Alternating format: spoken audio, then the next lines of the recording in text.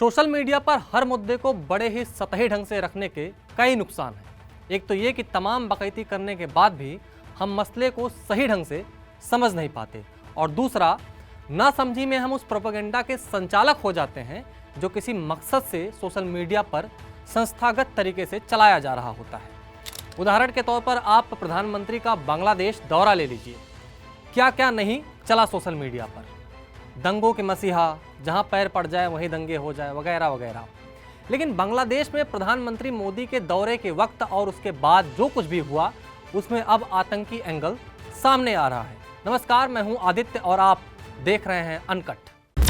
सबसे पहले बात करते हैं प्रदर्शन की शुरुआत कब से हुई। दरअसल प्रधानमंत्री मोदी शुक्रवार को ढाका पहुंचने वाले थे। इसके पहले ही उनके विरोध की खबरें आने लगीं।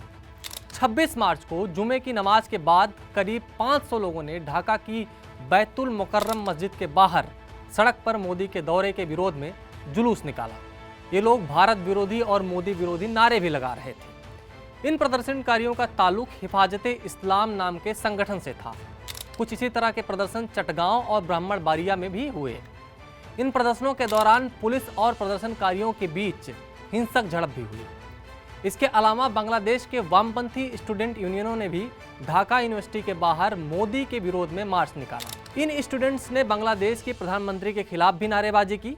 हालांकि हिंसक गतिविधियों में शामिल होने के ज्यादातर आरोप मुस्लिम संगठनों पर ही हैं, न कि वामपंथी छात्रों पर। मोदी के 2 दिन के दौरे के दौरान जो प्रदर्शन हुए, उनमें कम से कम 5 लोगों की मौत हो गई। इसके बाद मोदी के दौरे के विरोध में हिफाजत-ए-इस्लाम ने रविवार को बंद बुलाया।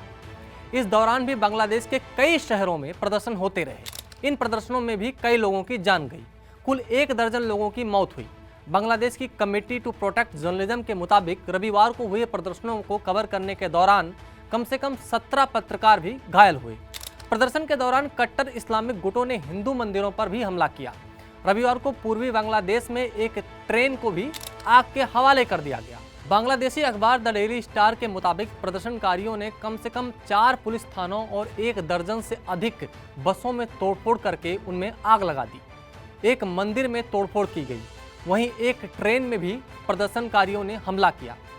प्रदर्शनकारियों ने इंजन रूम समेत लगभग सभी कोच को बर्बाद कर दिया। देश भर में हुए विरोध प्रदर्शनों के दौरान हुई हिंसा में कम से कम 500 लोग घायल हो गए। सबसे ज्यादा हिंसा ब्राह्मणबाड़िया में हुई।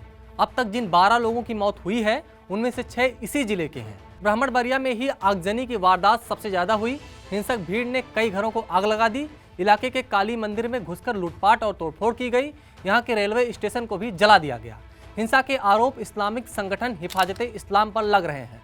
हालांकि संगठन ने हिंसा की घटनाओं से किनारा कर लिया है। उसका आरोप है कि ब्राह्मणबाड़िया में हुई हिंसा में स्थानीय सांसद का हाथ है। यहाँ के सांसद ओबैदुल मुकद्दिर चौधरी हैं, जो विपक्षी पार्टी बांग्लादेश नेशनलिस्ट पार्टी से हैं।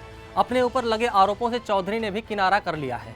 हालांकि शनिवार को यहाँ निकाले गए विरोध मार्च की अगुवाई करने की बात उन्होंने मानी है।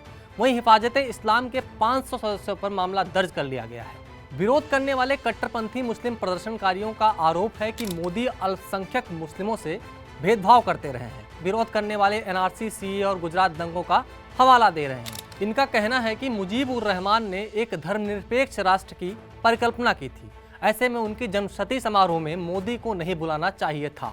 सोमवार को खुफिया एजेंसियों ने दावा किया कि यह हिंसा विरोध का नतीजा नहीं थी, बल्कि इसके लिए बाकायदा साजिश रची गई थी। इसके पीछे प्रतिबंधित संगठन जमायत-ए-इस्लामी का हाथ था।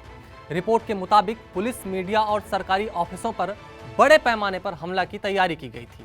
जमात-ए-इस्लाम ने इसके लिए भारी मात्रा में पैसे बांटे थे, ताकि मोदी की यात्रा के दौरान लॉ एंड ऑर्डर का मुद्दा बनाकर शेख हसीना के नेतृत्व वाली सरकार को अस्थिर किया जा सके। एक अन्य खुफिया रिपोर्ट में भी कहा गया है कि ये हिंसा जमात, हिफाजत और विपक्षी बांग्लादेश नेशनलिस्ट पार्टी की शेख हसीना सरकार को गिराने की साजिश का हिस्सा थी। अब आगे इस मामले में जो भी डेवलपमेंट होगा, हम अब तक पहुंचाएंगे। आप देख रहे थे अनकट। शुक्रिया।